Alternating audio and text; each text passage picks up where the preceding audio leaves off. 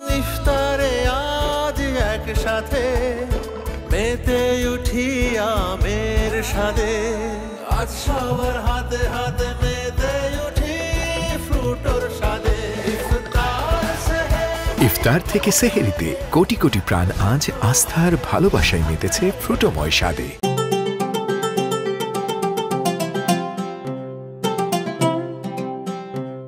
প্রাণ ফ্রুটো ইসলামী মনীষী ইবনে কাসির, জন্ম 1301 খ্রিস্টাব্দ, সিরিয়ার বসরান মাজদল নামক স্থানে জন্মগ্রহণ করেন।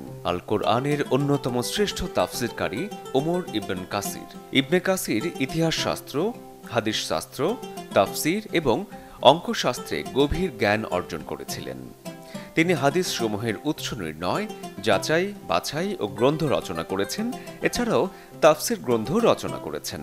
তার লিখিত আল কোরআনের ব্যাখ্যামূলক গ্রন্থ তাফসির এ আল কোরআন আল আজিম গ্রন্থটি তাফসির এ ইবনে কাসির নামে পরিচিত।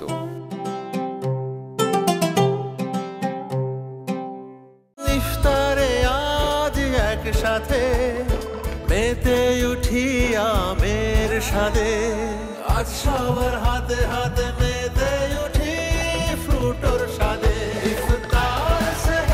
ইফতার থেকে সেহেরিতে কোটি কোটি প্রাণ আজ আস্থার ভালোবাসায় মেতেছে ফ্রুটোময় স্বাদে।